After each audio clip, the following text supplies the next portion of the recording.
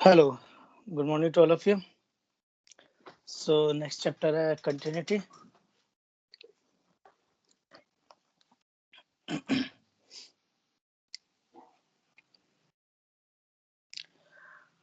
Screen दिख रही है? Yes no?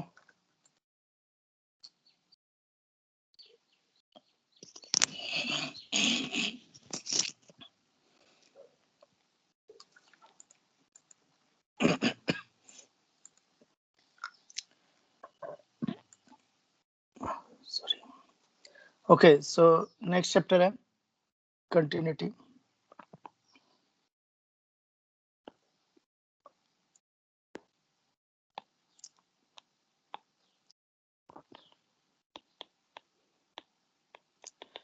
तो यहाँ से तुम्हारा 12th बोर्ड चैप्टर स्टार्ट हो जाता है. तो 12th बोर्ड में, पर ऐसा नहीं है कि जो भी मैं चैप्टर पढ़ाऊंगा वो पूरा कैलकुलस, पर जो कैलकुलस है कंटिन्यूटी से लेकर डिफरेंशियल इक्वेशन तक, ग्राफ चैप्टर छोड़ के, तो तुम्हारा तो set theory, relation, functions, limits, continuity, differentiability, method of differentiation, application of derivative, graphs chapter, indefinite integration, definite integration, area under the curve और differential equation. तो ये है पूरा कैलकुलस. तो ये है तुम्हारा कैलकुलस.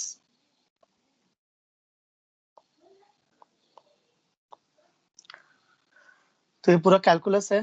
फिर यहाँ से तुम्हारा 12th बोर्ड चैप्टर स्टार्ट होता है, ये ग्राफ चैप्टर छोड़ के.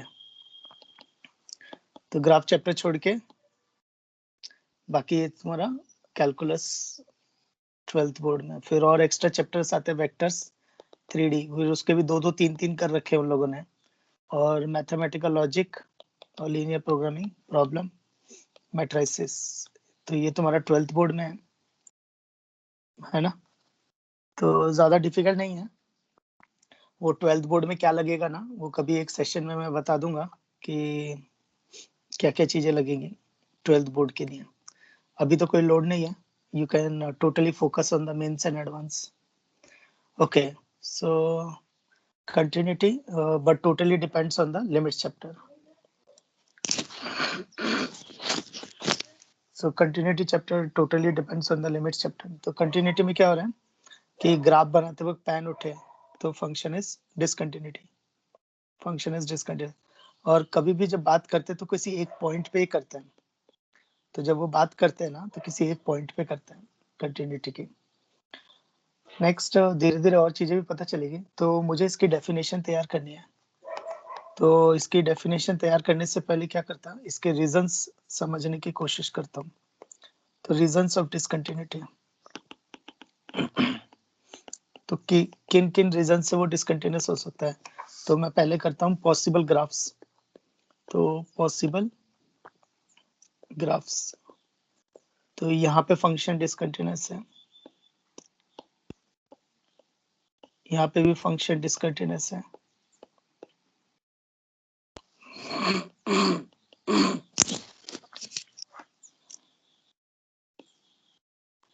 यहाँ पे फंक्शन डिसकंटिन्यूस है, यहाँ पे भी फंक्शन डिसकंटिन्यूस है, यहाँ पे भी फंक्शन डिसकंटिन्यूस है. और एक और होती है डिसकंटिन्यूटी, वो ऑसिलेटिंग टाइप. तो ऐसा समझ लो sin 1/x. तो these are the reasons of discontinuity. थोड़ी देर बाद पता चलेगा कि इनके नाम भी हैं, मतलब name of the discontinuity also. तो ये तो हो गए पॉसिबल ग्राफ्स. अब मैं करता हूँ, तो ये तो हो गए पॉसिबल ग्राफ्स. अब मैं करता हूँ मैथमेटिकल रीजन. तो इनके मैथमेटिकल रीजन क्या है. तो जैसे पहले वाले का मैथमेटिकल रीजन है कि लिमिट डज नॉट एग्जिस्ट.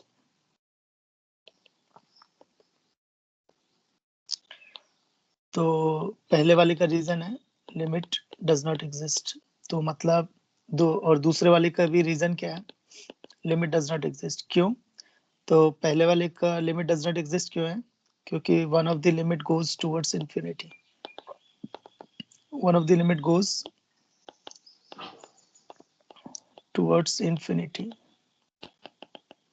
और दूसरा वाला लिमिट डज नॉट एग्जिस्ट क्यों है? क्योंकि RHL is not equal to LHL। तो फिर तो अगर लिमिट एग्जिस्ट कर जाए तो शायद कंटिन्यूस हो सकता है। तो ये थर्ड केस में क्या हो गया? लिमिट एग्जिस्ट, क्योंकि RHL is equal to LHL, पर फिर भी डिसकंटिन्यूस है, रीजन क्योंकि पॉइंट डोमेन में नहीं है, क्योंकि x is equal to a is not in domain. तो या तुम ऐसा भी लिख सकते हो f of a is not defined. तो ठीक है, मतलब लिमिट भी एग्जिस्ट कर जाए और पॉइंट भी डोमेन में हो तो शायद फंक्शन कंटिन्यूस हो सकता है, पर नहीं है। वो क्यों नहीं है? क्योंकि लिमिट तो एग्जिस्ट कर रही है पर वैल्यू पॉइंट पर आने वाली वैल्यू के बराबर नहीं है। तो यहाँ पे डेफिनेशन बन गई कि अगर fx is continuous at x is equal to a, अगर उसकी RHL LHL बराबर है और पॉइंट पर वैल्यू बराबर है, तो मैं बोल सकता हूँ कि फंक्शन इज कंटिन्यूस। तो now this is the definition. And the interesting part कि ये हो गया लिमिट चैप्टर में, लेकिन ये एक एक्स्ट्रा आ गया, पर मोर देन 50% अपना लिमिट चैप्टर से ही है। ठीक है, तो नेक्स्ट तो यहाँ से मुझे ये समझ में आ गया कि लिमिट एग्जिस्ट करनी चाहिए, पॉइंट डोमेन में होनी चाहिए और उस पर वैल्यू बराबर होगी तो फंक्शन कंटिन्यूस होगा। अच्छा, ये जो लास्ट वाला रीजन है साइन ऑफ 1/x, ये ऑसिलेटिंग है, तो ये भी वही केस है, लिमिट डज नॉट एग्जिस्ट। तो एक्चुअली फर्स्ट, सेकेंड और फिफ्थ सेम ही है, ये थर्ड और ये फोर्थ, इन सबके नाम भी है।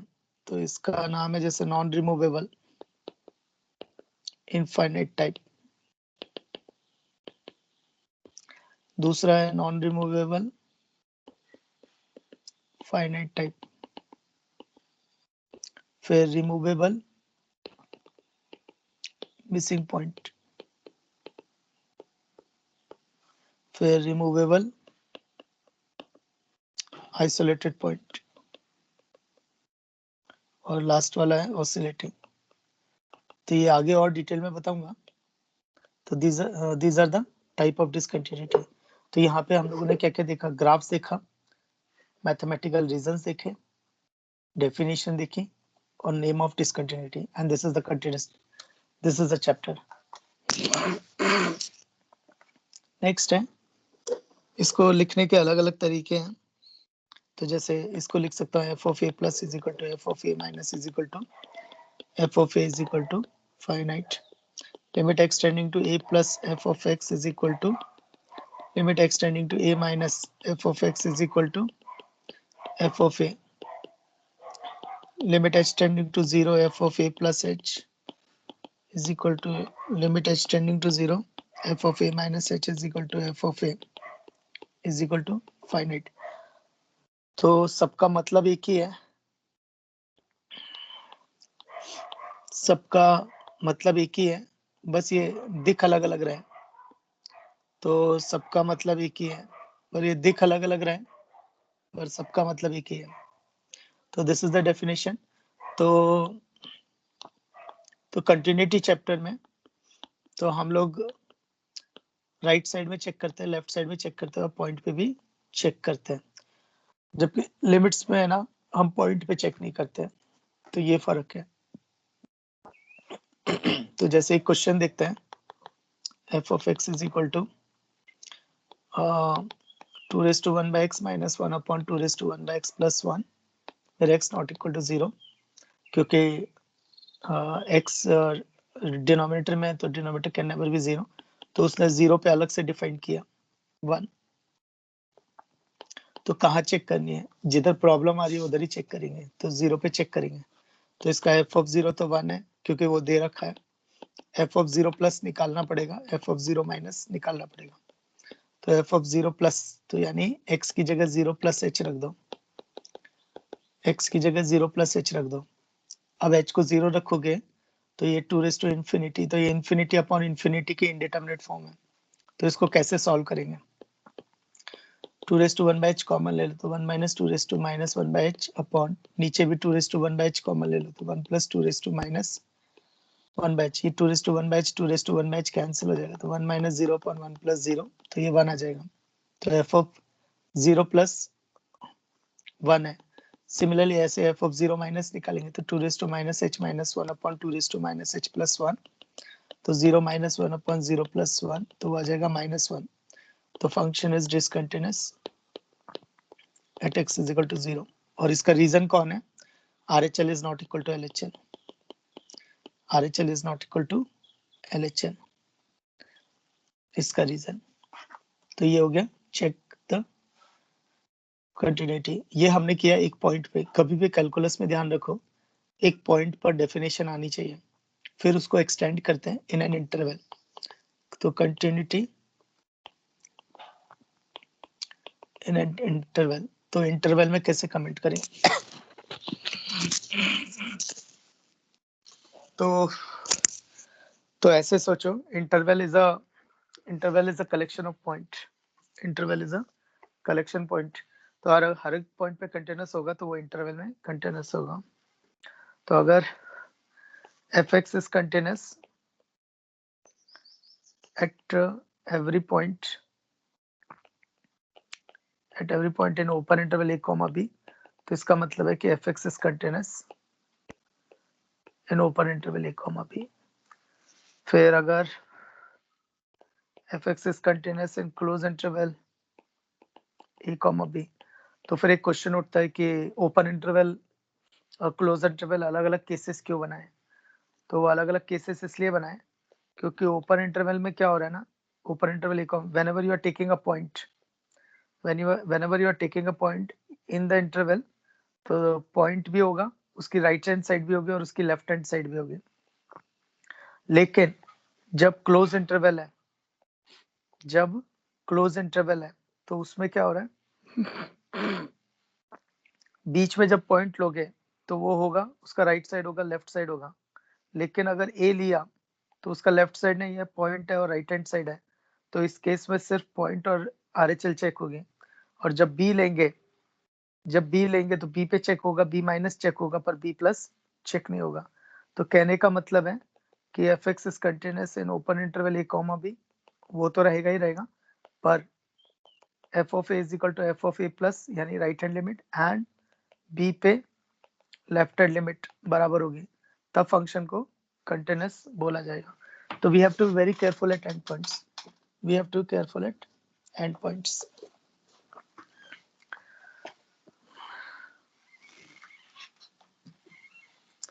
So we have to careful at endpoints. Next है एक ग्राफ है जिसमें हम लोग डिस्कस करेंगे कंटिन्यूटी पे।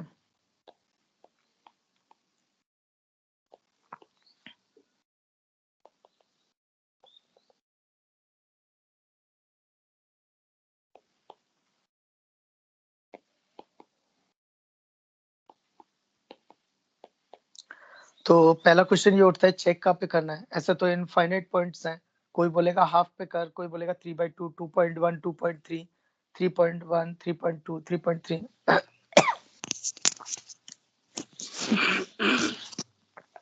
ऐसे तो इनफाइनाइट पॉइंट्स हैं, तो कहाँ चेक करते बैठूंगा मैं। तो फिर क्वेश्चन आता है कि कहाँ चेक करना है। तो पहला, जहाँ पे रूल ब्रेक हो रहे हैं, जहाँ पे रूल चेंज हो रहा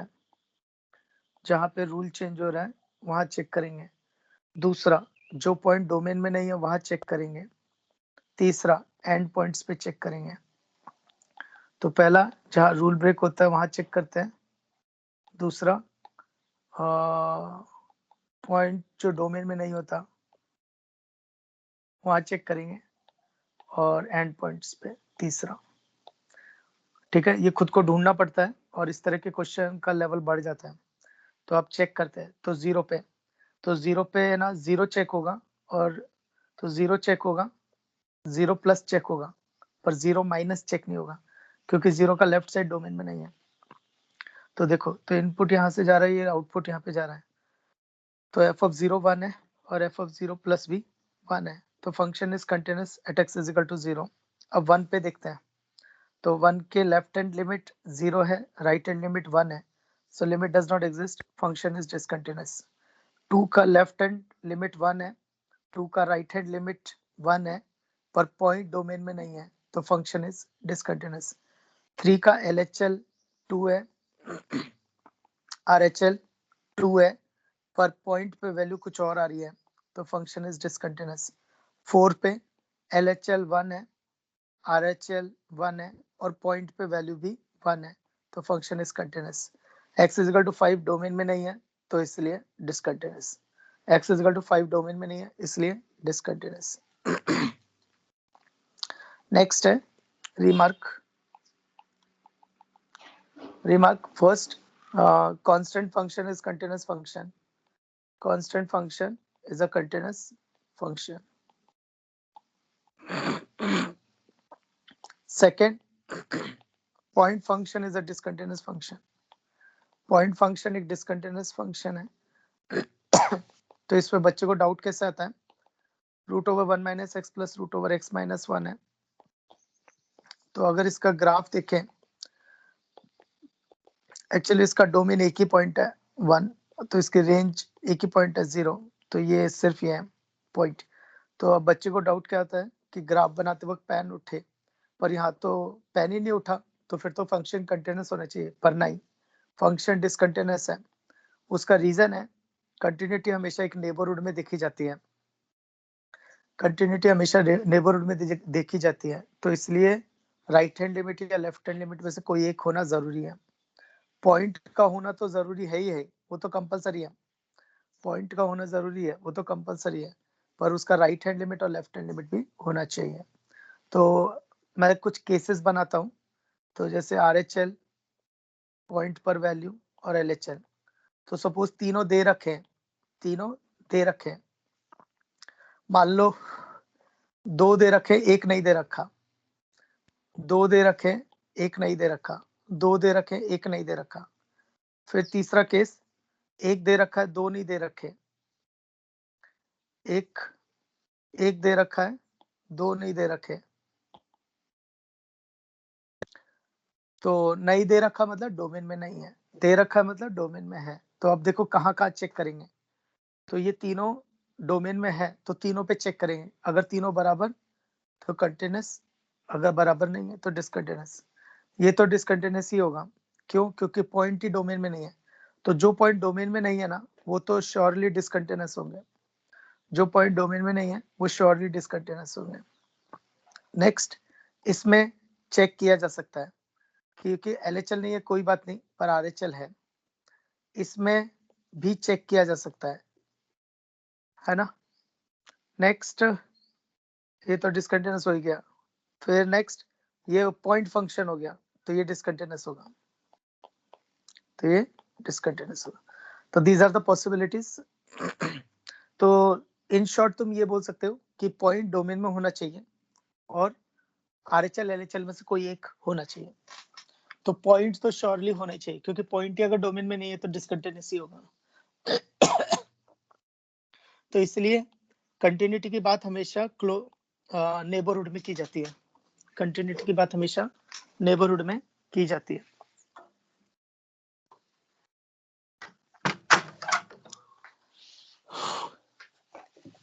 नेक्स्ट है,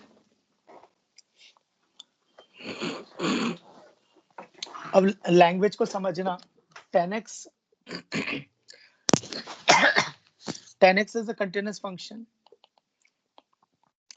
10x is a continuous function। तो बच्चों को डाउट आता है कि यार 10x का ग्राफ बनाते वक्त तो पेन उठता है, तो ये तो डिसकंटिन्यूअस होना ही चाहिए, तो फिर कंटिन्यूअस कैसे बोल रहे हैं इसको? तो 10x इज कंटिन्यूअस फंक्शन, जब ऐसे बोल रहे ना, तो इसका मतलब है इन इट्स डोमेन, तो वो अपने डोमेन में बात कर रहा है। तो जब कभी कुछ बोला नहीं है, तो डोमेन कंसीडर किया जाता है। अगर उसने दे रखा है, तो हम उसके अकॉर्डिंग कमेंट करेंगे।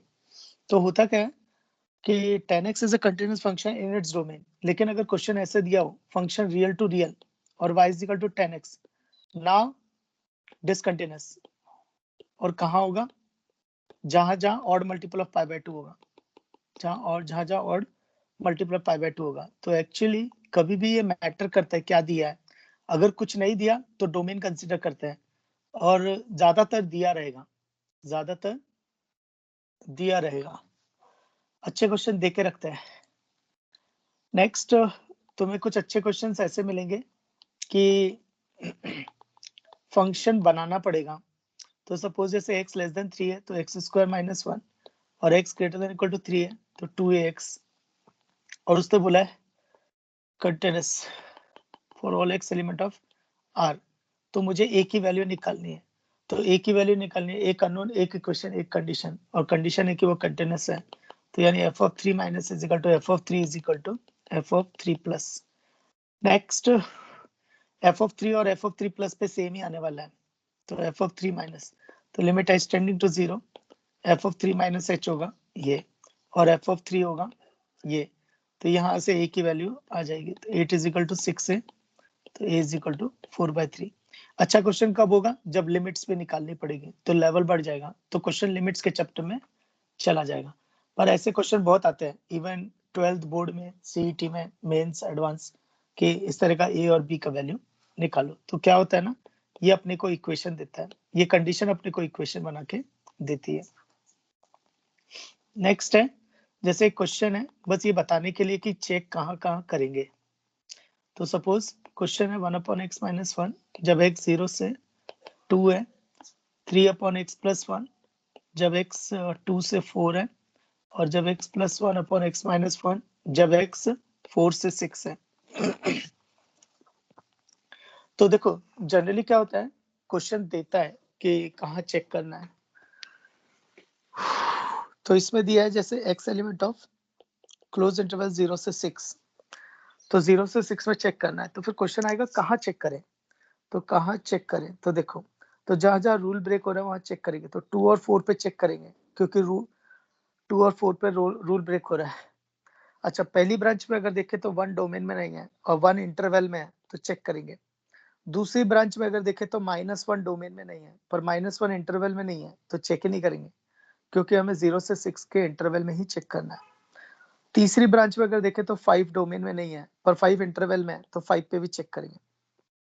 तो पहला, जहां रूल ब्रेक होता है वहां चेक करेंगे। दूसरा, जो डोमेन में नहीं है वहां चेक करेंगे। और तीसरा, एंड पॉइंट्स पे, तो 0 और 6 पे भी चेक करेंगे। तो तुम अब क्या करोगे, f of 0 plus f of 0, क्योंकि 0 लेफ्ट हैंड पॉइंट है, तो f ऑफ 0 प्लस ये चेक होगा। f of 1 minus f of 1 plus check होगा। f of 2 minus f of 2 plus check होगा। f of 4 minus f of 4 plus check होगा। उसी तरह से 5 माइनस 5 और 5 प्लस चेक होगा, और 6 माइनस 6 चेक होगा, पर 6 प्लस चेक नहीं होगा, क्योंकि 6 प्लस राइट हैंड लिमिट है और 6 प्लस डोमेन में नहीं है, डोमेन में सिर्फ 6 तक है। नेक्स्ट है type of discontinuity.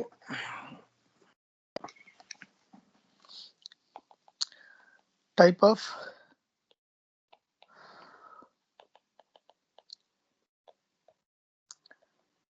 Of discontinuity.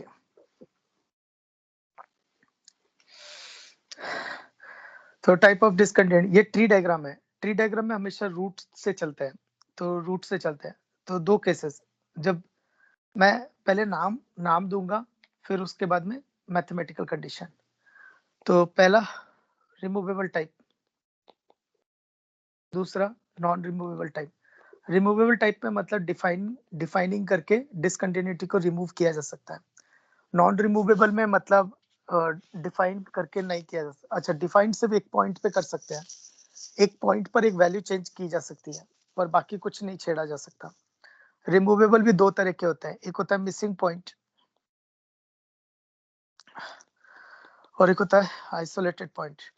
Missing point में पॉइंट डोमेन में नहीं होता, आइसोलेटेड पॉइंट पे पॉइंट डोमेन में होता है, पर वैल्यू कुछ और होती है उसकी। नॉन रिमूवेबल, नॉन रिमूवेबल में भी तीन तरह के हैं। एक है फाइनाइट टाइप, मतलब RHL is not equal to LHL. Infinite type, one of the limit is infinity. और तीसरा है ऑसिलेटिंग, यानी the value oscillates between two finite quantity. अब आते हैं मैथमेटिकल कंडीशन। तो रिमूवेबल टाइप, लिमिट एग्जिस्ट,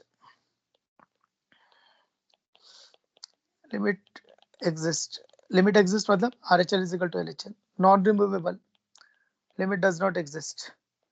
और एक्चुअली तुम यहाँ से ये भी समझ सकते हो लिमिट डज नॉट एग्जिस्ट के क्या क्या रीजंस हैं। अच्छा, removable type limit exist, missing point, point domain में नहीं है, F of A is not defined. और आइसोलेटेड पॉइंट में क्या होगा, पॉइंट डोमेन में है पर वैल्यू उसकी बराबर नहीं है। अब आते हैं finite type, RHL is not equal to LHL। Infinite type, at least one of the limit is infinity, at least one of the limit is infinite. Oscillating, the value oscillates between two finite value oscillates between two finite quantity oscillates between two finite quantity। तो ये हो गए mathematical definition. अब आते हैं example पे। तो missing point, तो जैसे for example fx is equal to x square minus 4 upon x minus 2। Isolated point, fx is equal to x square minus 4 upon x minus 2 when x is not equal to 2 और 8 when x is equal to 2। Finite type, limit x tending to 0 tan inverse 1 by x। तो RHL आएगा pi by 2, LHL आएगा minus pi by 2।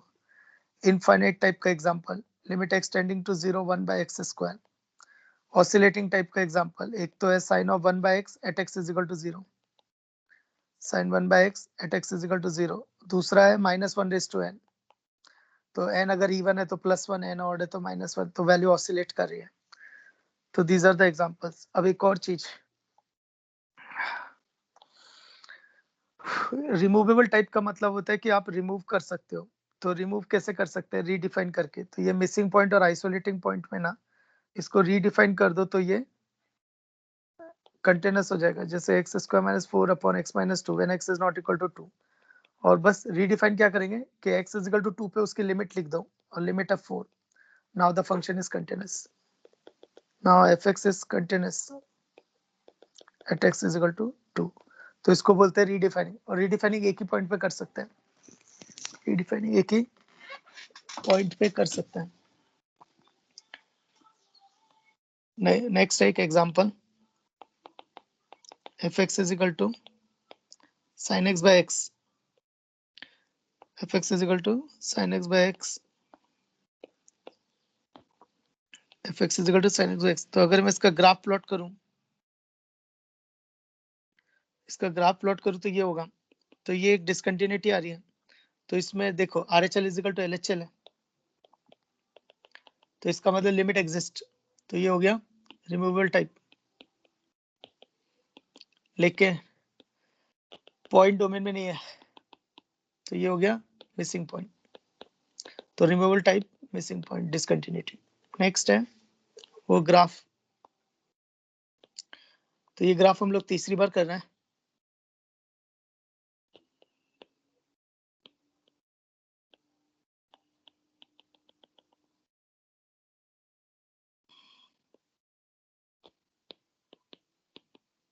तो पहले हमें वो point चाहिए जो डिसकंटिन्यूस है। ये ऑसिलेटिंग नहीं बनाया क्योंकि ऑसिलेटिंग को ग्राफ पे दिखाया नहीं जा सकता। तो पहले वो पॉइंट चाहिए जहां पे डिसकंटिन्यूस है। तो 1 पे डिसकंटिन्यूस, 2 पे डिसकंटिन्यूस, 3 पे डिसकंटिन्यूस और 5 पे डिसकंटिन्यूस। अब करते हैं। तो 1 पे देखो लिमिट डज नॉट एग्जिस्ट है, तो नॉन रिमूवेबल, पर दोनों वैल्यू फाइनाइट है, तो ये हो गया फाइनाइट टाइप। फिर 2 पे लिमिट एग्जिस्ट कर रही है, यानी रिमूवेबल, लेकिन पॉइंट डोमेन में नहीं है, तो मिसिंग पॉइंट। अब 3 पे देखो लिमिट एग्जिस्ट कर रही है, तो रिमूवेबल टाइप, पर पॉइंट पे वैल्यू कुछ और है, तो आइसोलेटेड, आइसोलेटेड पॉइंट। 5 पे देखो लिमिट डज नॉट एग्जिस्ट है क्योंकि इनफाइनाइट को जा रही है, तो नॉन रिमूवेबल। और वैल्यू इनफाइनाइट को जा रही है, तो इट इज इनफाइनाइट टाइप। इस पे ऑसिलेटिंग वाला नहीं दिखा सकते, इसलिए ऑसिलेटिंग वाला नहीं मिल रहा। तो एक्चुअली 5 तरह की डिसकंटिन्यूटी है, तो 4 हम लोग इस ग्राफ पे दिखा सकते हैं। नेक्स्ट एक और चीज, finite type, non-removable finite type is also known as a jump discontinuity. तो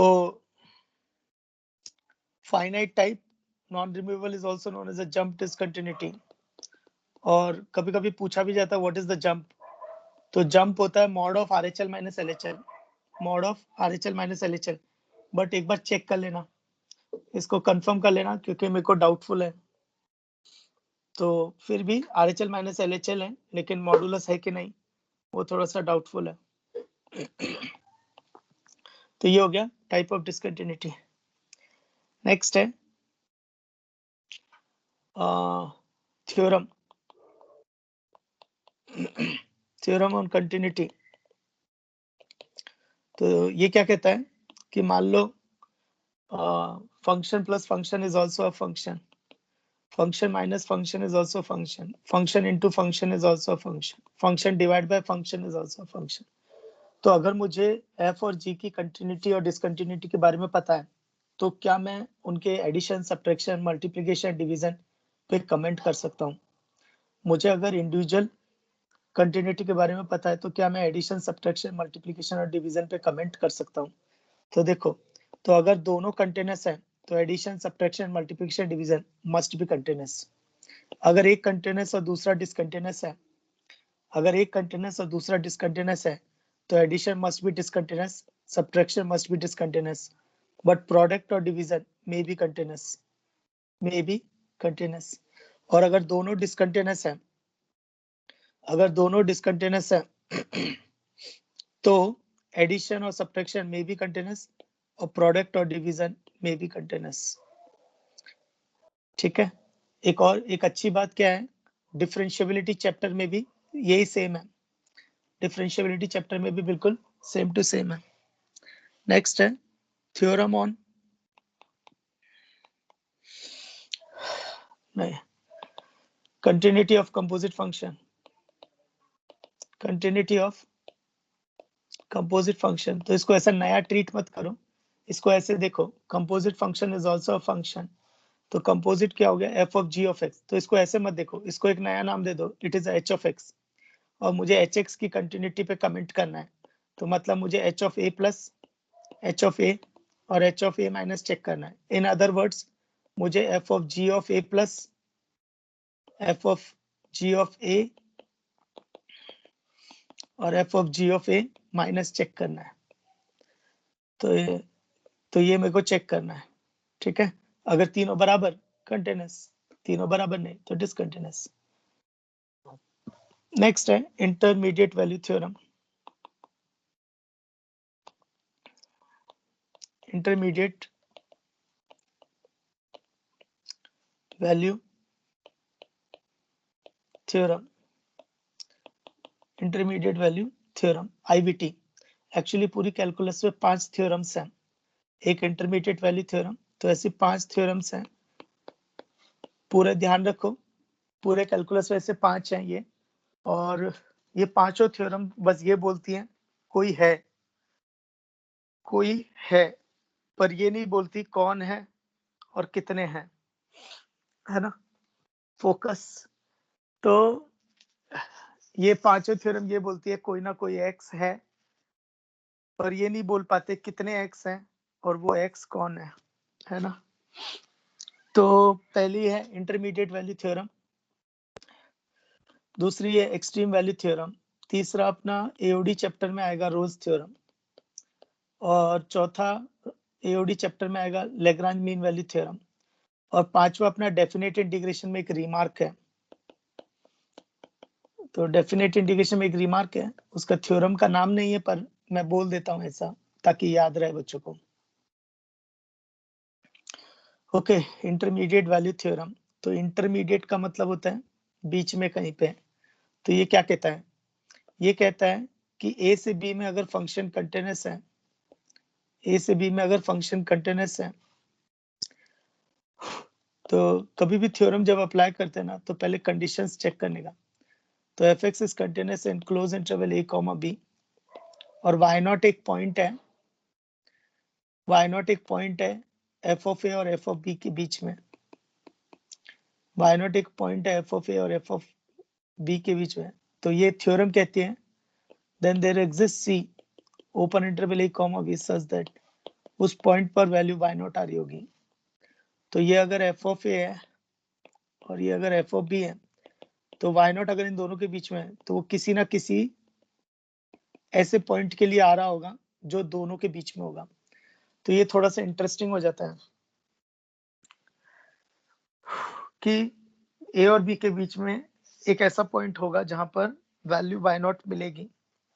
ये हम लोग कुछ हद तक क्वाड्रेटिक इक्वेशन चैप्टर में profile number 5 location of roots, तो लोकेशन ऑफ रूट्स जब किया था तो प्रोफाइल नंबर 5 में आया था।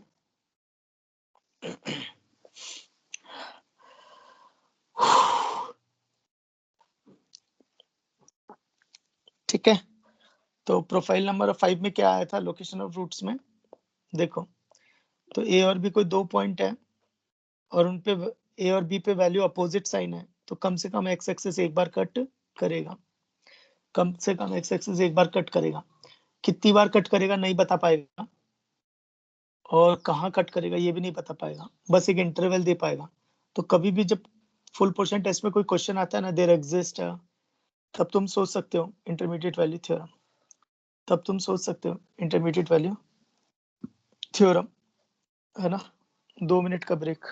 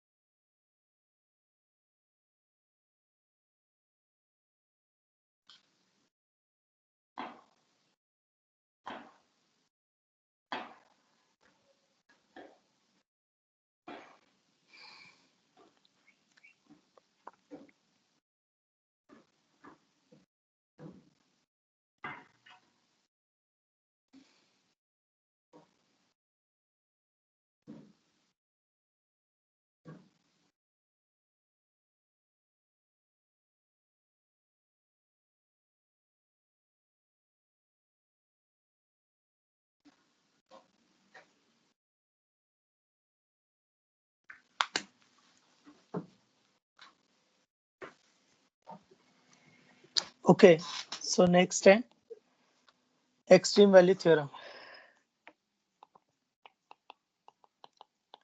तो ये वो दूसरी, तो पूरे कैलकुलस में सिर्फ 5 है जो सिर्फ ये बात करते हैं कि कोई है, पर ये नहीं बता पाते कितने हैं और कहाँ है। तो एक्सट्रीम वैल्यू थ्योरम क्या कहती है कि अगर मान लो फंक्शन कंटिन्यूअस है in close interval A comma B, तो फंक्शन की ग्रेटेस्ट और लीस्ट वैल्यू आएगी। तो F X will take greatest and least value. थोड़ा और दिमाग लगाते हैं। इसका मतलब है there is a upper boundary and there is a lower boundary. तो there is a upper boundary and there is a lower boundary.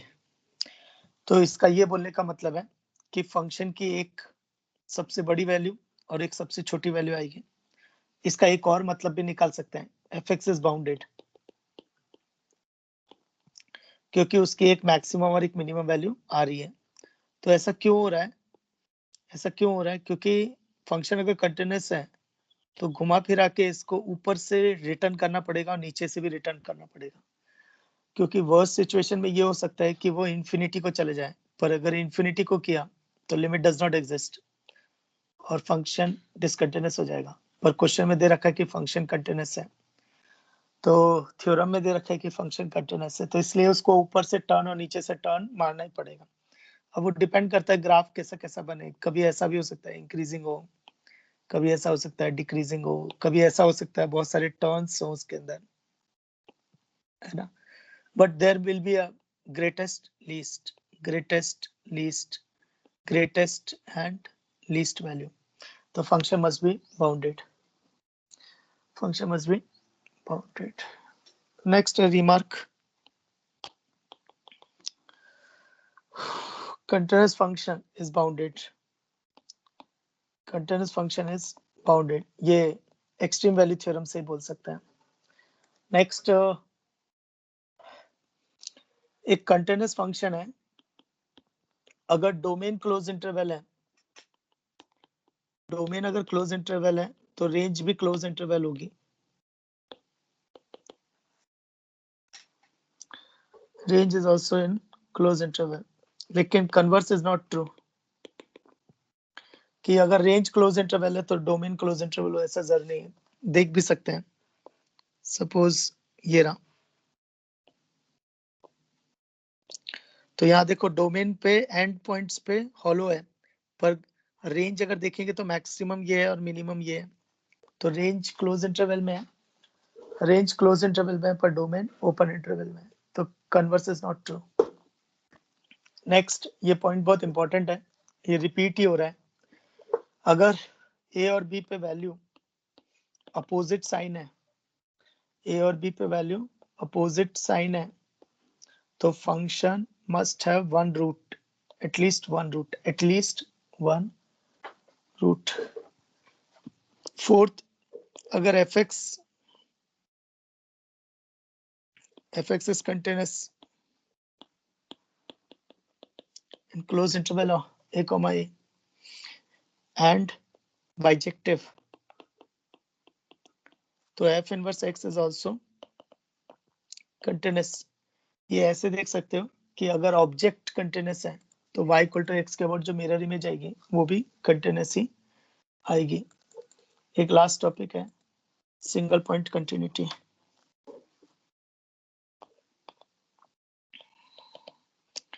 Single point continuity, इसका ये मतलब होता है function is defined everywhere but continuous only at one point को। अच्छा इसमें थोड़ा कंफ्यूज मत होना, ये ओनली एट वन पॉइंट का मतलब ये नहीं है कि पूरे डोमेन में एक ही पॉइंट पर होगा, इसका मतलब ये है कि वो बाकी जगह डिफाइंड है पर कहीं एक पॉइंट पर ही कंटिन्यूअस है। तो इसका ये मतलब मत लेना कि पूरे डोमेन में एक ही बार डिफाइंड होगा, है ना, वो गलत मतलब हो जाएगा। तो continuous only at one point but defined everywhere.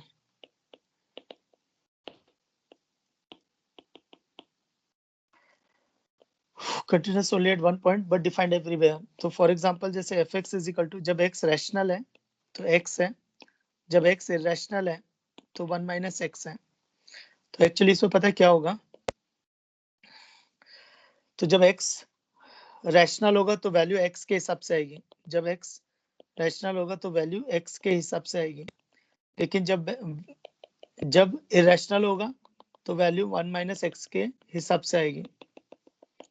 अब इसमें हो क्या रहा है, पूरे इसमें एक ऐसा पॉइंट है जिसमें f of a plus h और f of a minus h ये तीनों वैल्यूज बराबर हैं, ये तीनों वैल्यूज बराबर आएंगी, चाहे h रैशनल हो चाहे h इरेशनल हो। तो चाहे h रैशनल हो चाहे h इरेशनल हो, ये तीनों की वैल्यूज बराबर आएंगे। तो ये कौन सा पॉइंट होगा? ये होगा जब इनको इक्वेट कर दोगे, तो x is equal to 1 minus X, तो 2x इजिकल टू 1, तो x इजिकल टू हाफ। तो ये वो पॉइंट है हाफ। तो यहाँ पे क्या होगा?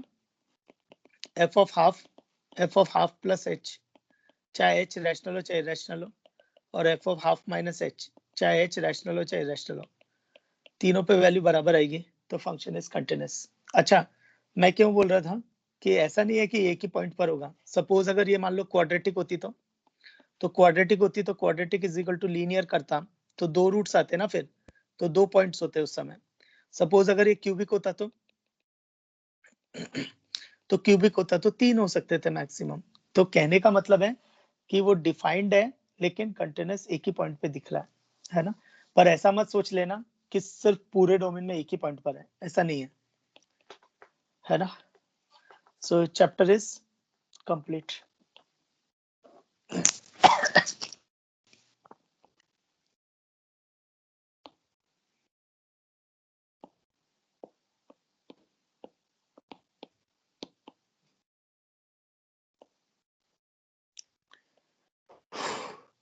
नेक्स्ट है differentiability.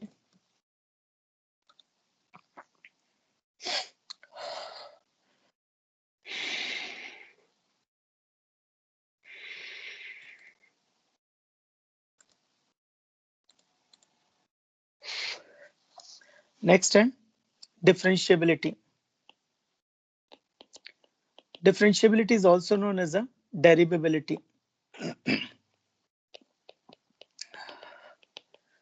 Differentiability is also known as a derivability. तो physical meaning and geometrical meaning. Physical meaning and geometrical meaning. तो physical meaning मतलब mathematically, तो किसी x पर y एक आ रहा है, इनपुट में अगर मैंने कुछ चेंज किया, इनपुट में कुछ चेंज किया तो आउटपुट में भी कुछ चेंज होगा। अब वो पॉजिटिव चेंज भी हो सकता है, नेगेटिव चेंज भी हो सकता है, और जीरो भी हो सकता है। पर कहने का मतलब है इनपुट में कुछ चेंज किया तो आउटपुट में कुछ चेंज हो गया। यहाँ हम लोग क्या करने जा रहे हैं? हम लोग यहाँ पे रिलेटिव स्टडी करने जा रहे हैं। रिलेटिव स्टडी का मतलब है किसी एक वेरिएबल को चेंज करने से दूसरे वेरिएबल में क्या फर्क आता है। वेलोसिटी वही है,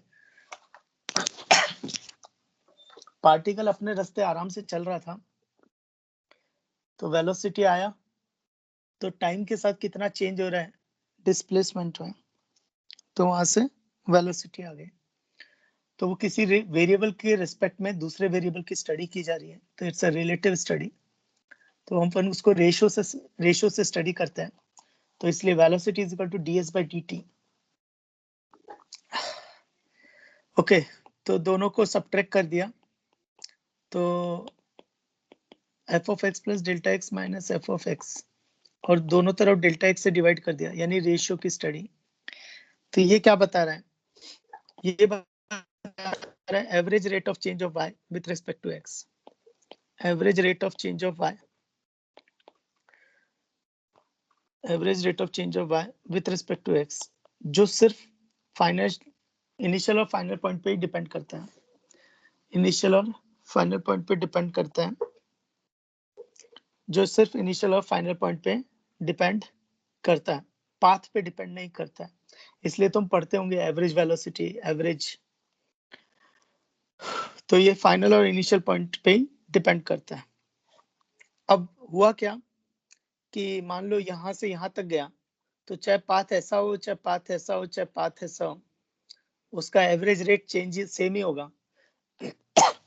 तो अब मुझे पाथ डिपेंडेंट अगर स्टडी करनी है, तो मुझे स्मॉल एलिमेंट लेना पड़ेगा। तो यहाँ पर लगेगा लिमिट डेल्टा एक्सटेंडिंग टू 0। अब क्वेश्चन चला गया लिमिट चैप्टर पे, तो यहाँ पर अपने को समझ में आता है कि लिमिट चैप्टर हमने क्यों पढ़ा। तो लिमिट डेल्टा एक्सटेंडिंग टू 0, तो delta Y upon delta X. इसको एक नया नोटेशन दिया है, इंस्टेंटेनियस dy बाई dx। तो तो इसको नया नोटेशन दिया dy by dx, और ये अगले मोमेंट पे है, इसको बोलते हैं instantaneous rate of change. Spelling check कर लेना, मेरा थोड़ा सा पुअर है।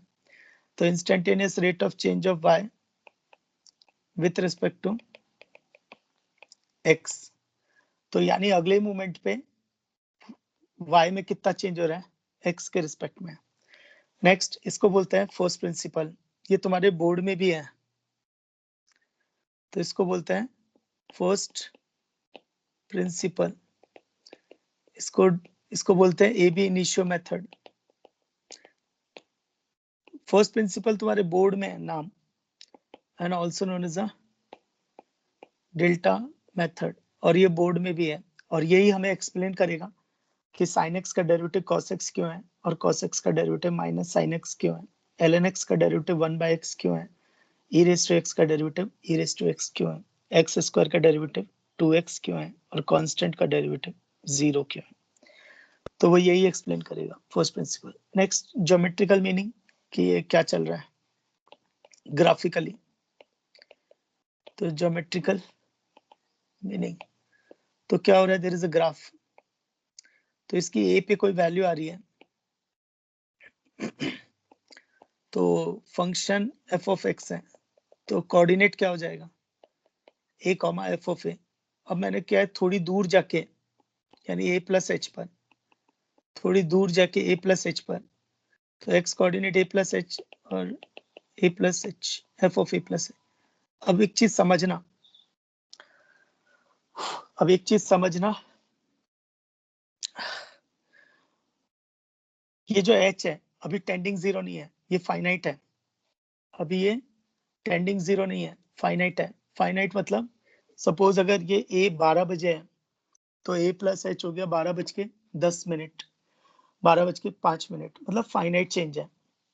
जब मैं बोलूंगा ना h टेंडिंग टू 0, तब इसका मतलब होगा 12 बजे और 12:01 माइक्रोसेकेंड्स, 1 नैनो सेकेंड्स, तो अगले मोमेंट पे, तो it is very very small, it is very very small.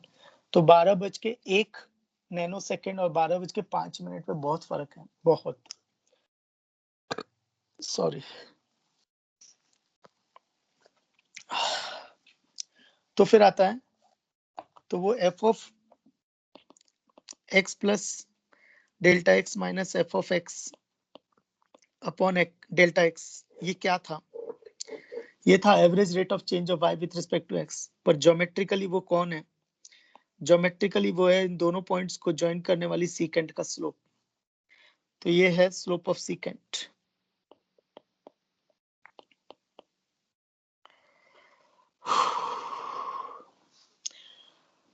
तो वो है स्लोप ऑफ सीकेंट, ठीक है। अब मैंने h टेंडिंग टू 0 कर दिया, तो लिमिट h टेंडिंग टू 0, तो f of a plus h minus f of a upon h। ऐसा करने से क्या हुआ, तो h अब 0 की तरफ भाग रहा है, तो h अगर 0 की तरफ भाग रहा है तो क्या होगा, a तो वहीं पर रहेगा, पर h इसके क्लोज आता जाएगा, तो ये सीकेंट टेंजेंट बन जाएगी। तो ये सीकेंट क्या होगा, टेंजेंट बन जाएगा। तो ये हो गया slope of tangent at x is equal to a from right hand side. और इसको एक नोटेशन दिया f dash of a plus मतलब a के राइट साइड, f डैश मतलब एक नया सिंबल दिया जो बता रहा है कि एक स्टेप आगे है, हम उसे डेरिवेटिव बोलते हैं, क्योंकि ये जो रिजल्ट आने वाला है वो एक्चुअली डेरिवेटिव है। तो similarly limit h tending to 0 f of a minus h minus f of a upon minus h, तो ये कौन हुआ, ये वही slope of tangent at x is equal to a from left hand side हुआ, और इसको नोटेशन है f dash of a minus. तो इसको RHD भी बोलते हैं, राइट हैंड डेरिवेटिव, और इसको LHD बोलते हैं, लेफ्ट हैंड डेरिवेटिव। तो RHD राइट हैंड डेरिवेटिव और LHD लेफ्ट हैंड डेरिवेटिव, तो इसको RHD और LHD बोलते हैं। अब थोड़ा और ध्यान देते हैं, कभी भी ना, जब कभी स्लोप बोला ना, तुम एंगल सोचने का। जैसे स्लोप बोला 145 डिग्री है, स्लोप बोला -1, स्लोप बोला -1 तो 135 डिग्री। कभी भी जब स्लोप बोला ना, तो हमेशा उसको एक एंगल से देखा करो। Slope positive acute angle, slope negative obtuse angle. तो कभी भी जब स्लोप बोला ना, तो उसको एक एंगल से देखा करो। ठीक है, अब ध्यान से देखना। तो राइट हैंड डेरिवेटिव और लेफ्ट हैंड डेरिवेटिव, तो राइट हैंड डेरिवेटिव हो गया राइट साइड से टेंजेंट का स्लोप, और लेफ्ट हैंड डेरिवेटिव हो गया लेफ्ट साइड से टेंजेंट का स्लोप। अगर एक ही पॉइंट से दो अलग अलग स्लोप है, अगर एक ही पॉइंट से दो अलग अलग स्लोप है, तो इसका मतलब है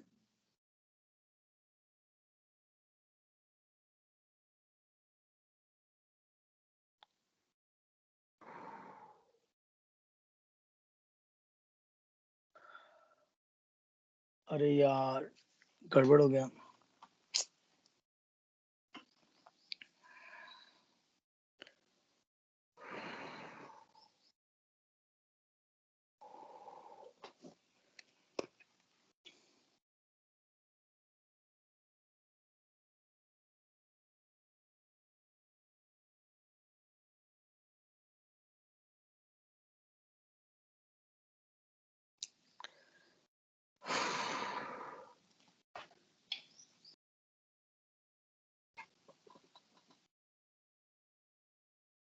एक मिनट ना,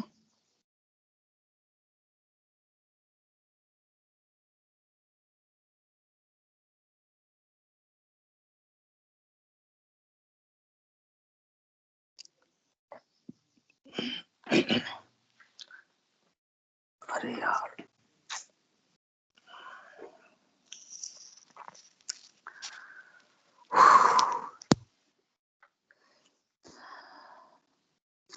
एक मिनट ना।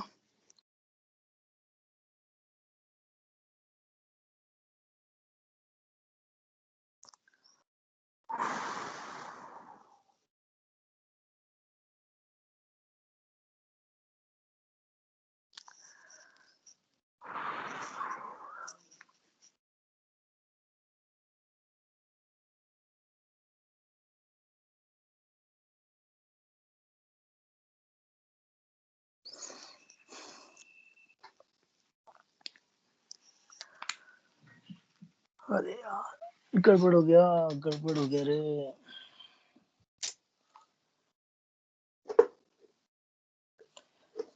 ओके, तो कभी भी जब स्लोप आ रहा हो ना, तो हमेशा एंगल से सोचने का। तो स्लोप मतलब एंगल, कभी भी। तो स्लोप अगर पॉजिटिव है तो एक्यूट एंगल, स्लोप नेगेटिव है तो ऑब्ट्यूज एंगल। नेक्स्ट, तो अगर एक ही पॉइंट पे दोनों टेंजेंट का स्लोप अगर बराबर है, एक ही पॉइंट पे दोनों टेंजेंट का स्लोप अगर बराबर है, तो इसका मतलब है दोनों टेंजेंट का एंगल बराबर है। और दोनों टेंजेंट का एंगल अगर बराबर है, तो इसका मतलब वो कोइंसिडेंट है। तो यानी वो एक ही टेंजेंट है, वो कर्व पे एक ही टेंजेंट है। लेकिन अगर दोनों की वैल्यू अलग अलग है, right hand derivative left hand derivative, तो इसका मतलब दोनों का एंगल अलग अलग है। और एंगल अलग अलग है तो फिर एक शार्प टर्न आएगा, शार्प टर्न आएगा। तो मतलब एक चोंच बनेगी, एक चोंच बनेगी। इसको अपन और थोड़ा डिटेल में समझ सकते हैं। तो इसमें क्या होगा, एक चोंच बनेगी। ठीक है, नेक्स्ट है। तो डेफिनेशन क्या हुई, डेफिनेशन हुई कि एफ एक्स इज डिफरेंशिएबल और डेरिवेबल at x is equal to a if right hand derivative is equal to left hand derivative is equal to finite। ये finite भी important है। f dash of a plus is equal to f dash of a minus is equal to finite। limit h tending to 0, f of a plus h minus f of a upon h is equal to limit h tending to 0 f of a minus h minus f of a upon minus h is equal to finite. मतलब right side से tangent का slope, तो slope of tangent at x is equal to a from right hand side is equal to slope of tangent at x is equal to a from left hand side is equal to finite. तो हम बोलेंगे differentiable और डेरिवेबल है। तो geometrically इसका क्या मतलब है? ज्योमेट्रिकली इसका मतलब है graph is smooth, graph is smooth. इसका मतलब है कि एक पॉइंट पे एक ही टेंजेंट आएगी, एक पॉइंट पे एक ही टेंजेंट आएगी। इसका ये मतलब है कि एक पॉइंट पे एक ही टेंजेंट आएगी। तो फंक्शन अगर नॉन डिफरेंशिएबल है तो चोंच, तो फंक्शन अगर नॉन डिफरेंशिएबल है तो चोंच। देखो कैसे, अब राइट साइड से जो टेंजेंट है उसका स्लोप ऐसा होगा और लेफ्ट साइड से जो टेंजेंट है उसका स्लोप ऐसा होगा, तो देयर इज अ चोंच, तो फंक्शन इज नॉन डिफरेंशिएबल। तो जैसे for example sin square x, तो अब देखो ना sin स्क्वायर x लिमिट भी एग्जिस्ट करती है, फंक्शन भी कंटिन्यूअस है, तो फिर फर्क क्या है? स्मूथ है, तो sin स्क्वायर x स्मूथ है, पर मॉड sin x उसमें भी लिमिट एग्जिस्ट करती है, कंटिन्यूअस है, पॉजिटिव वैल्यू देगा, पर उसमें चोंच बनेगी। उसका रीजन है क्योंकि इसमें 0 पाई 2 पाई 3 पाई, तो right hand derivative is not equal to left hand derivative, right hand derivative is not equal to left hand derivative.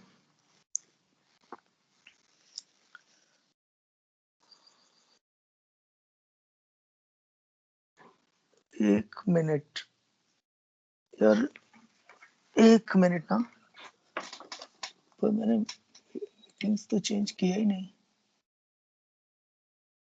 अच्छा, टाइमिंग्स चेंज हुआ था ना।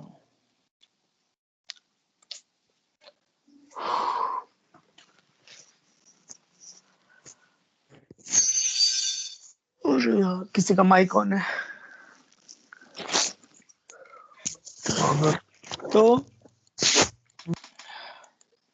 तो डिफरेंशिएबिलिटी क्या बताती है कि कर्व स्मूथ है कि शार्प टर्न ले रहा है, चोंच बन रही है कि नहीं। तो एक एग्जांपल लेके बताता हूँ। तो y is equal to mod ln x and y is equal to ln square x। तो क्वेश्चन आता है चेक कहाँ पे करें? तो eight x is equal to 1 पे चेक करेंगे, क्योंकि वहीं पे इसका बिहेवियर चेंज हो रहा है। ऐसा कैसे? क्योंकि अगर मैं 1 के राइट साइड देखूं तो ln x पॉजिटिव है और 1 के लेफ्ट साइड देखूंगा तो ln x नेगेटिव है। तो अब इसकी मैथमेटिकल स्टडी करते हैं। तो राइट हैंड डेरिवेटिव, तो राइट हैंड डेरिवेटिव आएगा limit h tending to 0 f of 1 plus h minus f of 1 upon h। So limit h tending to 0, तो mod of ln 1 plus h minus 0 upon h, तो limit h tending to 0 ln of 1 plus h upon h, ये standard form है, इसकी limit आएगी 1। Same ऐसे LHD निकालेंगे, तो limit h tending to 0 f of 1 minus h minus f of 1 upon minus h, तो limit h tending to 0, तो mod of ln 1 minus h upon minus h। Modulus का कैसे रीडिफाइन करते हैं? अगर मॉडुलस के अंदर positive as it is, modulus के अंदर नेगेटिव तो माइनस से, तो मॉडुलस के अंदर है ln 1 माइनस h, वो नेगेटिव है तो माइनस से मल्टीप्लाई। अब ये स्टैंडर्ड फॉर्म है, ये स्टैंडर्ड फॉर्म है ln 1 प्लस x और ये x, तो लिमिट आ जाएगी क्योंकि ये स्टैंडर्ड फॉर्म 1 हो जाएगा और ये बाहर माइनस बचा तो -1, तो LHD is not equal to RSD, तो function is not differentiable at x is equal to 1। अब सिमिलरली ऐसे ही ln स्क्वायर x का देखेंगे, तो ln स्क्वायर x का मैं डायरेक्ट करता राइट हैंड डेरिवेटिव, तो f ऑफ 0 प्लस h, नहीं 1 प्लस h, 1 पे चेक कर रहे हैं ना, at x is equal to 1 चाहिए, तो ln square 1 plus H minus F of 1 upon H, तो ये आएगा limit H tending to 0, ln square है तो ln 1 plus H into ln of 1 plus H upon H, ये स्टैंडर्ड फॉर्म 1, ये 0, 1 into 0 0, ऐसे ही RSD भी LSD भी निकालेंगे, limit H tending to 0, ln square 1 minus h minus F of 1 upon minus h, तो limit H tending to 0, ln 1 minus h into ln of 1 minus h upon minus h, ये 1 हो जाएगा, ये 0 हो जाएगा, तो 0 इंटू 1 इज 0, तो LSD is equal to RSD, तो function is differentiable at x is equal to 1। ये हो गया बोर्ड अप्रोच, ये हो गई सब्जेक्टिव अप्रोच, ये हो गया बोर्ड अप्रोच, ये हो गई सब्जेक्टिव अप्रोच, तो ये हो गया बोर्ड अप्रोच, ये हो गई सब्जेक्टिव अप्रोच। लेकिन अपन मेंस एडवांस में अपन फंडे भी लगा सकते हैं, अगर अपने को चीजें पता है तो करते हैं। तो मॉड lnx का ग्राफ बनाऊंगा मैं, तो कैसे बनेगा, lnx का ग्राफ बनाया, बिलो एक्स एक्सिस रब कर दो, और जो रब किया उसका मिरर इमेज एक्स एक्सिस के बॉर्ड, तो तुम यहाँ पे देख सकते हो चोच बन रही है, तो यहाँ पे अपन देख सकते हैं चोच बन रही है, तो ये देखो, तो ये 1 प्लस एच 1 माइनस एच, तो ये चोच बन रही है, तो function is non differentiable at x is equal to 1। और थोड़ा दिमाग लगाना है, राइट हैंड डेरिवेटिव 1 था, यानी टेंजेंट का स्लोप 1 है, तो यानी 45 डिग्री एंगल पे टेंजेंट जा रही है, LSD माइनस 1 था, यानी 135 डिग्री एंगल पर टेंजेंट जाएगी।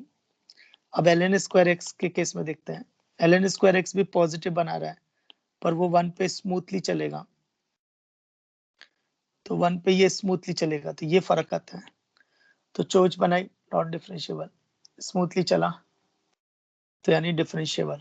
नेक्स्ट, बच्चों के दिमाग में बैठ जाता है कि जहां मॉडुलस होता है वहां पे नॉन डिफरेंशिएबल है, पर ऐसा नहीं है। For example F of X is equal to X mod X, अगर इसका देखेंगे तो x negative minus X square, x positive non negative तो एक्स स्क्वायर, तो इसका ग्राफ अगर प्लॉट करेंगे तो ये डिफरेंशिएबल आएगा, तो ग्राफ अगर इसका प्लॉट करेंगे तो ये डिफरेंशिएबल आएगा। तो फिर बच्चे सोचते हैं कि ये कैसे समझेगा कि कौन सा मॉडुलस डिफरेंशिएबल है, कौन सा मॉडुलस नॉन डिफरेंशिएबल है। तो देखो, पहली चीज, मॉड के अंदर जो लिखा है और वही बाहर लिखा है, मॉड के अंदर जो लिखा है और वही बाहर लिखा है, तो फिर वो तो डिफरेंशिएबल है।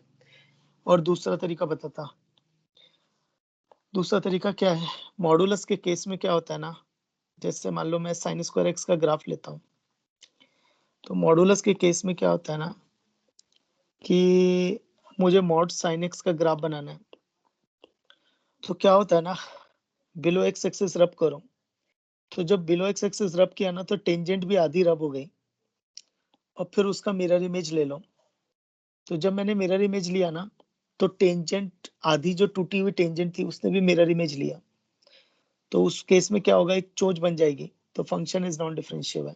तो कौन से केस में नहीं बनेगा, तो कौन से केस में नहीं बनेगा फिर, तो फिर कौन से केस में नहीं बनेगा, वो केस में नहीं बनेगा जब टेंजेंट हॉरिजॉन्टल होगी। क्यों, क्योंकि डिलीट करने के बाद उसका मिरर इमेज वापस वही आ जाएगा, तभी ऐसा पॉसिबल है। इसलिए ऐसा एक्स स्क्वायर में हुआ, क्योंकि उसमें टेंजेंट हॉरिजॉन्टल आती है, तो जब उसकी मिरर इमेज ली,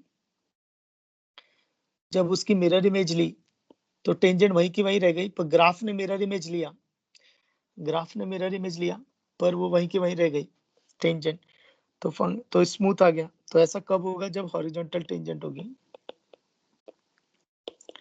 जब हॉरिजॉन्टल टेंजेंट होगी। Next, differentiability in an interval, वही सेम फंडा, डिफरेंशिएबिलिटी इन एन इंटरवल, तो वही सेम फंडा कि कंटिन्यूटी इन एन इंटरवल। ठीक है, 2 मिनट का ब्रेक।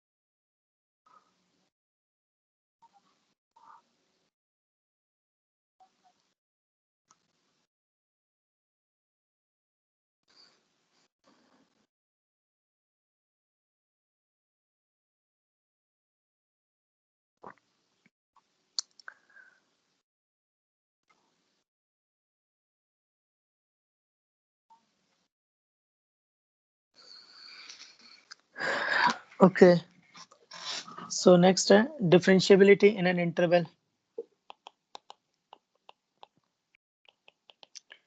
तो interval is nothing but it is a collection of points.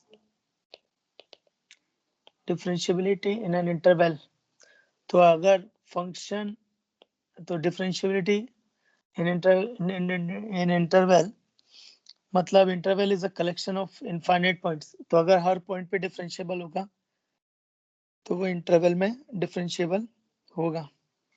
क्योंकि कभी अगर अपने को क्वेश्चन पूछा इंटरवल में तो मैं हर पॉइंट पे थोड़े चेक करते बैठूंगा, क्योंकि इनफाइनाइट पॉइंट्स है तो मुझे उसको जनरलाइज करना पड़ता है।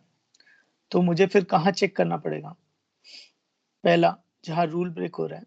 दूसरा, जो पॉइंट डोमेन में नहीं है। तीसरा, एंड पॉइंट्स। तो F x is differentiable in open interval A comma B का मतलब है कि F x is differentiable at every point in open interval A comma B. Open और क्लोज अलग अलग क्यों ले रहे हैं तो वो भी समझेगा। तो F x is differentiable in close interval A comma B, तो इसका मतलब है कि पहला तो वो ओपन इंटरवल में डिफरेंशिएबल है and F of A plus exist and F of B minus finite, मतलब वही एग्जिस्ट और फाइनाइट की बात हो रही है। तो ऐसा क्यों हो रहा है? क्योंकि ओपन इंटरवल के केस में क्या हो रहा है, whenever you take a point inside the interval, तो there will be a right hand side and there will be a left hand side. But जब क्लोज इंटरवल लेते हैं तो अगर कोई पॉइंट अंदर लिया तो उसमें आर एच डी होगी और एल एच डी होगी, लेकिन एंड पॉइंट ए लिया तो आर एच डी होगा पर एल एच डी नहीं होगा। अगर बी लिया तो एल एच डी होगा पर आर एच डी नहीं होगा। तो उस केस में एक ही चेक करना होगा। तो कई बार बच्चे कंफ्यूज हो जाते हैं कि आर एच डी और एल एच डी अगर दोनों है, एक है और एक नहीं है, तो कैसे चेक करेंगे? वही सेम सिचुएशन लिमिट्स चैप्टर, जो लिमिट्स चैप्टर में हुआ था वही सेम फंडा है। कम से कम एक डोमेन में होना चाहिए। तो अगर दोनों डोमेन में है, बराबर है, तो डिफरेंशिएबल। अगर दोनों में से कोई एक डोमेन में है तो जो डोमेन में है वो फाइनाइट होना चाहिए। फाइनाइट है तो डिफरेंशिएबल, नहीं है तो नॉन डिफरेंशिएबल।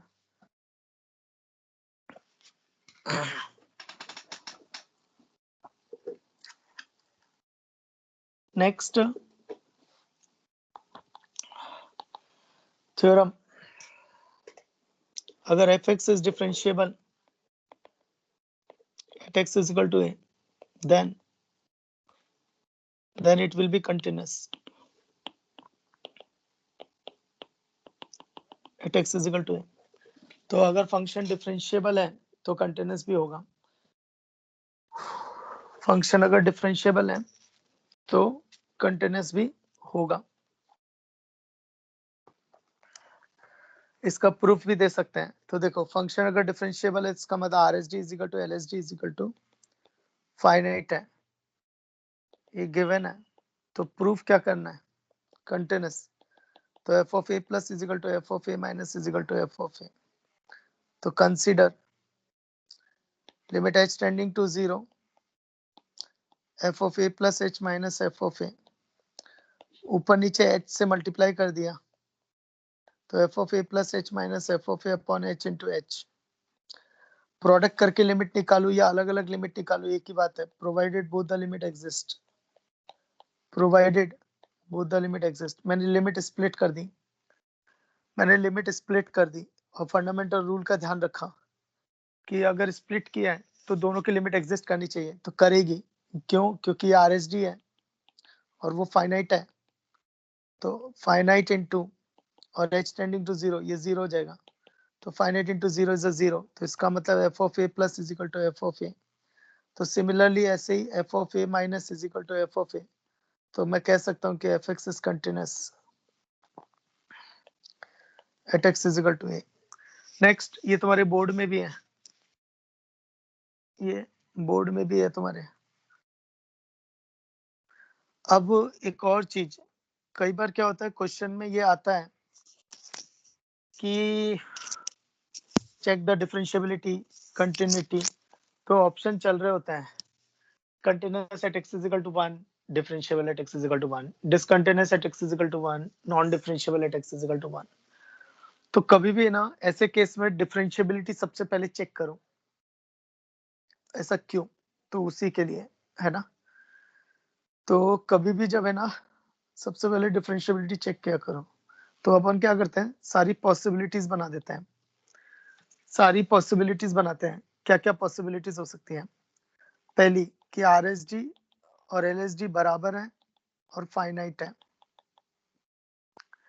दूसरी RSD फाइनाइट है, LSD फाइनाइट है, पर दोनों बराबर नहीं है। तो पहली, दूसरी। तीसरी में क्या होगा?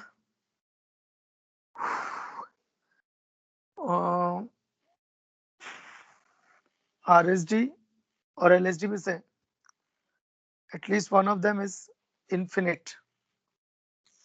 At least one of them is infinite.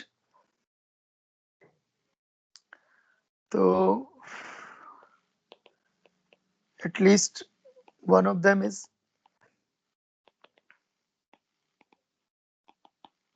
Infinite. ठीक है, तो ये होगा। तो देखो, अगर RSD LSD फाइनाइट है तो फंक्शन डिफरेंशिएबल होगा एंड कंटिन्यूअस भी होगा। और अगर RSD LSD फाइनाइट है पर बराबर नहीं है तो फंक्शन नॉन डिफरेंशिएबल होगा लेकिन कंटिन्यूअस होगा। और वहां पे शार्प कॉर्नर बन रही होगी, चोंच। और अगर at least one of them is infinity तो उसमें बोल नहीं सकते। कंटिन्यूटी कंटिन्यूअस भी हो सकता है, डिसकंटिन्यूअस भी हो सकता है। कंटिन्यूअस भी हो सकता है, डिसकंटिन्यूअस भी हो सकता है। जैसे फॉर एग्जांपल x⁻⁴। तो x⁻⁴ में अगर तुम देखोगे तो f'(0) इंफिनिटी है। f'(0) इंफिनिटी है। या फिर बॉक्स x देखोगे, बॉक्स x, तो वहां पे अगर 1 पे देखेंगे तो RSD इंफिनिटी आएगी।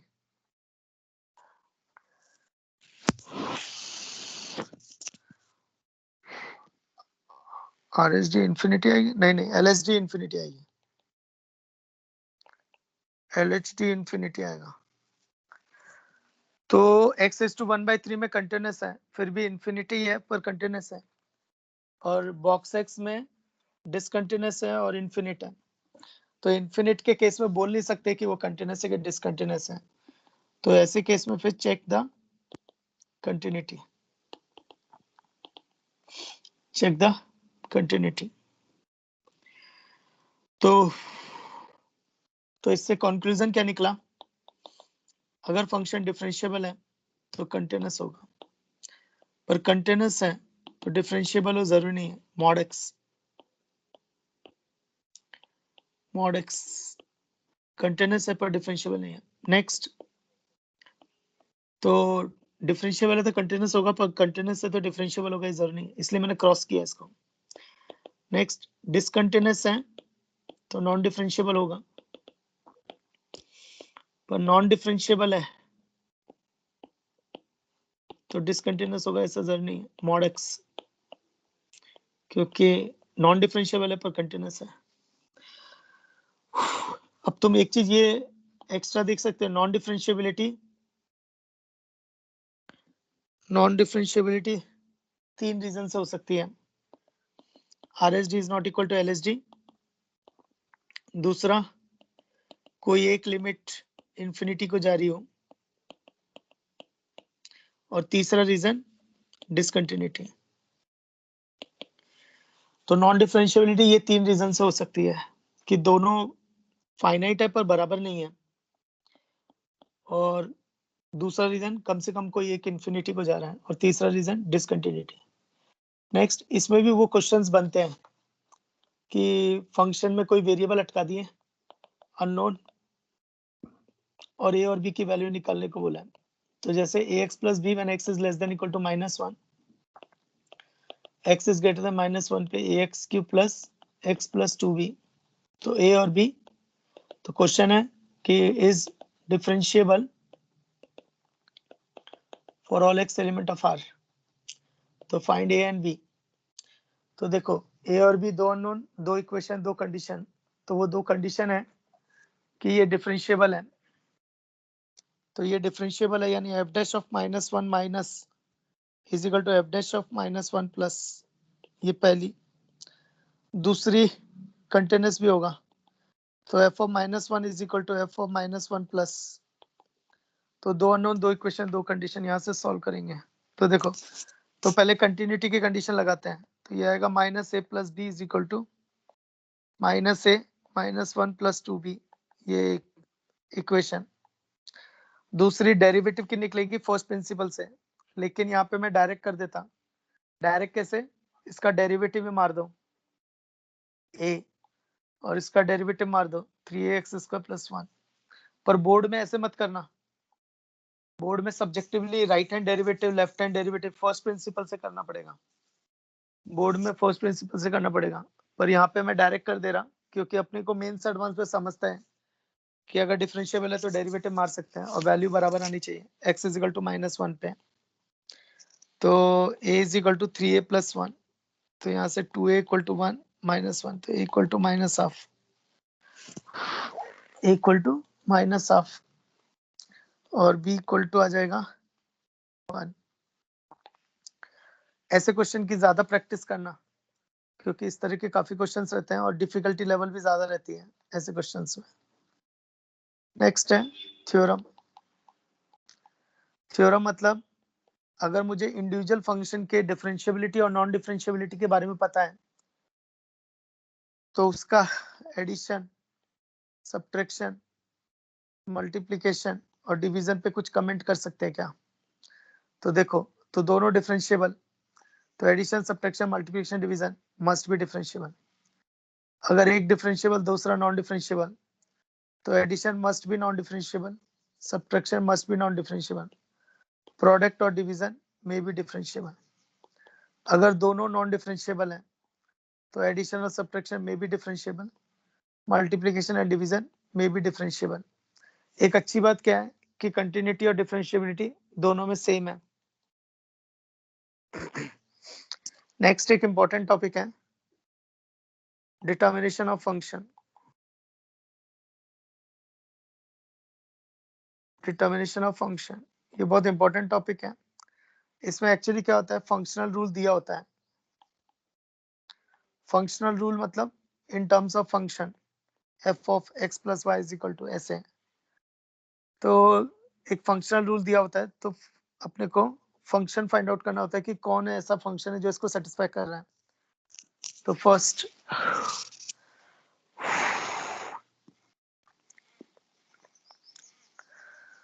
पहले फर्स्ट प्रिंसिपल लिखने का, limit H tending to 0 f of x plus h minus f of x upon h is equal to f dash of x।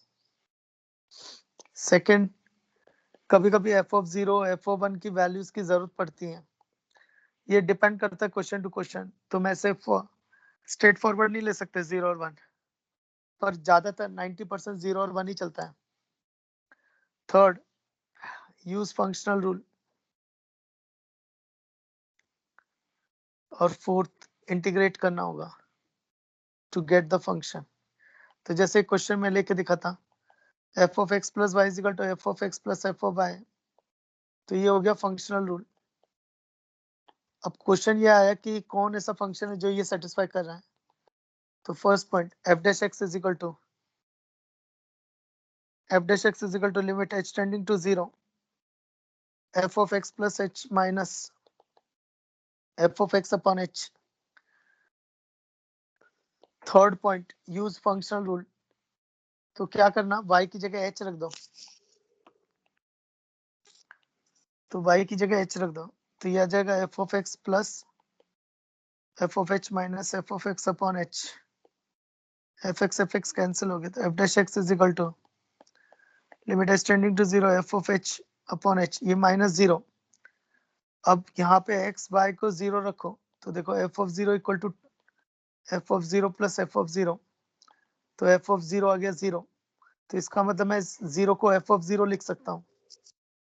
तो ये अगेन फर्स्ट प्रिंसिपल, ये हो गया f dash of 0, उसको कांस्टेंट ले लिया, तो F dash X is equal to K, fourth step integrate कर दो, तो F x is equal to K आ जाए, के एक्स आ जाएगा, F x is equal to K X. तो यानी इस फंक्शन को सेटिस्फाई करने वाला फंक्शन कौन है, F x is equal to K X. तो फंक्शन चैप्टर में जब मैंने पॉलिनोमियल पढ़ाया था तो मैंने ऐसे रिमार्क लिखा दिया था, फंक्शन चैप्टर में जब मैंने पॉलिनोमियल पढ़ाई थी तो रिमार्क लिखाया था, तो एक्चुअली वो आया ऐसे है, वो आया इस तरह से, and chapter is complete.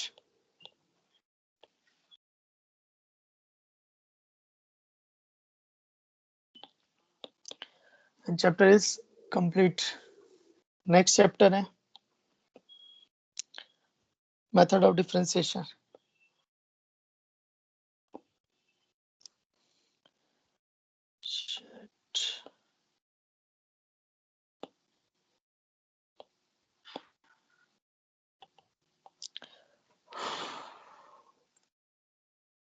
Next है मेथड ऑफ डिफरेंशिएशन।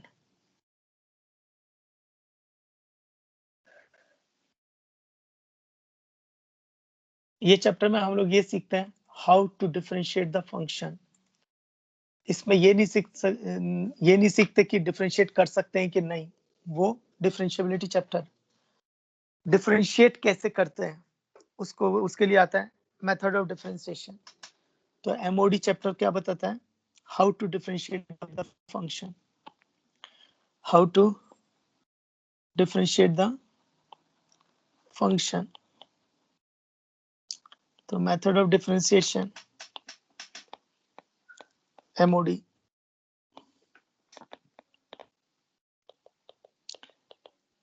कई बुक्स में तुम्हें ये चैप्टर का नाम एमओडी मिलेगा, कई बुक्स में चैप्टर का नाम सिर्फ डेरिवेटिव मिलेगा।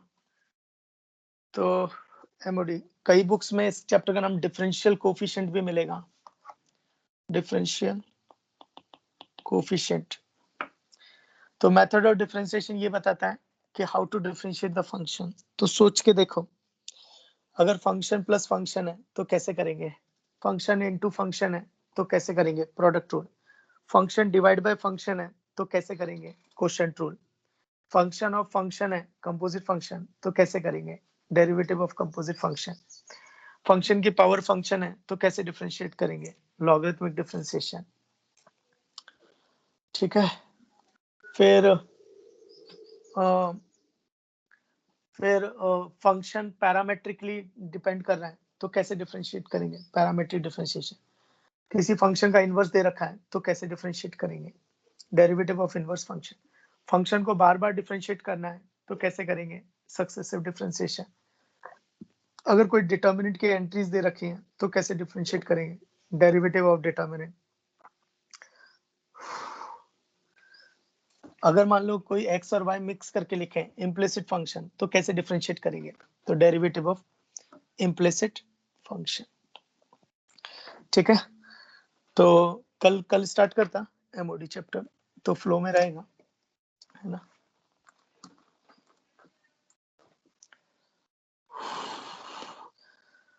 सर्दी बढ़ गई भाई,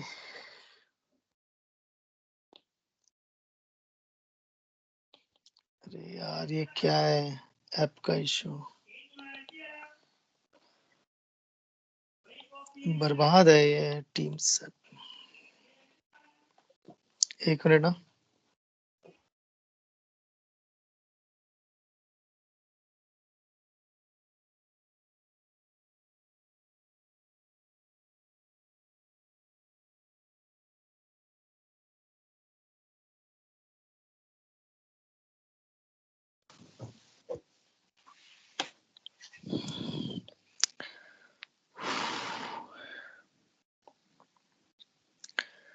कंटिन्यूटी।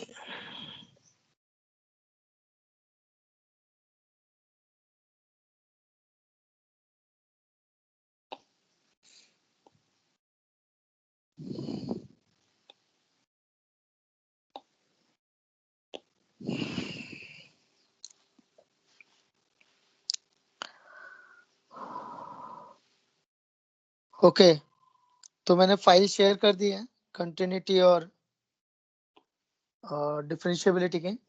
तो एमओडी चैप्टर कल कंटिन्यू करते हैं, है ना। So hope you enjoyed the session. So thank you to all, enjoy your day.